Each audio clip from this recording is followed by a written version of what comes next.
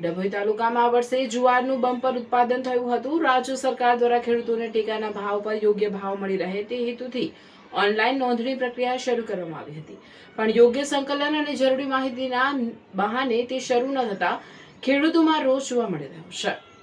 ડભોઈ તાલુકાના અંદાજે 2400 જેટલા ખેડૂતો દ્વારા સરકારના પોર્ટલ પર નિયમ મુજબ ઓનલાઈન નોંધણી કરવામાં આવી હતી। નોંધણી દરમિયાન પોર્ટલમાં માંગવામાં આવેલી તમામ માહિતી અને જરૂરી દસ્તાવેજો સંપૂર્ણ રીતે અપલોડ કર્યા બાદ જ નોંધણી સ્લિપ આપવામાં આવી હતી, પરંતુ આખરે સરકાર અને ખરીદી વ્યવસ્થામાં બેઠેલા જવાબદાર અધિકારીઓની બેદરકારીના કારણે ડભોઈ તાલુકાના અંદાજે 1400 જેટલા ખેડૂતોને અચાનક બ્લોક કરી દેવામાં આવ્યા હતા।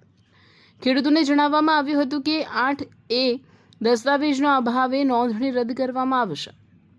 સૌથી ગંભીર બાબત એ છે કે નોંધણી પ્રક્રિયા દરમિયાન સરકારના પોર્ટલમાં 8A દસ્તાવેજ ફરજિયાત તરીકે માંગવામાં આવ્યો જ ન હતો, તેમ છતાં બાદમાં ખેડૂતોને આ જ કારણ બતાવી બહાર કરી દેવામાં આવ્યા હતા।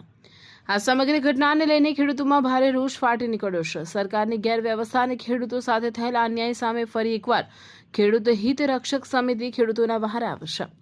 સમિતિના આગેવાનો ધવલ પટેલ, દીક્ષિત પટેલ, મેહુલ પટેલ, ગૌરાંગ પટેલ, ભરત પટેલ અને વિષ્ણુ પટેલ દ્વારા સતત ખેડૂતોનો સંપર્ક કરી જરૂરી દસ્તાવેજો એકત્રિત કરવાની કામગીરી હાથ ધરવામાં આવી છે।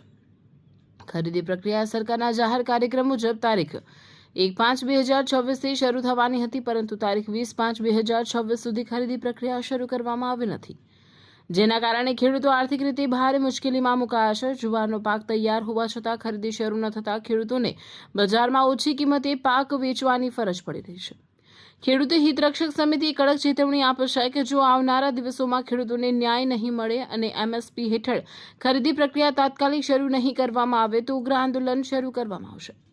ખેડૂતો સાથે થઈ રહેલા અન્યાય સામે હવે ખેડૂત સમાજ રસ્તા પર ઉતરવાની તૈયારીમાં છે। સમિતિએ માંગ કરી છે કે 8A બહાને બ્લોક કરાયેલા તમામ ખેડૂતોને તાત્કાલિક મંજૂરી આપવામાં આવે, MSP જુવાર ખરીદી તરત શરૂ કરવામાં આવે, જવાબદાર અધિકારીઓ સામે કાયદેસરની કાર્યવાહી કરવામાં આવે, ખેડૂતોને થયેલા આર્થિક નુકસાનની ભરપાઈ કરવામાં આવે। ખેડૂતોનો આક્ષેપ છે કે સરકાર ખેડૂતો માટે યોજનાઓ જાહેર તો કરે છે, પરંતુ જમીન સ્તરે અધિકારીઓની બેદરકારી અને ખોટી કામગીરીના કારણે ખેડૂતોને ફાયદા બદલે હેરાનગતિનો સામનો કરવો પડી રહ્યો છે।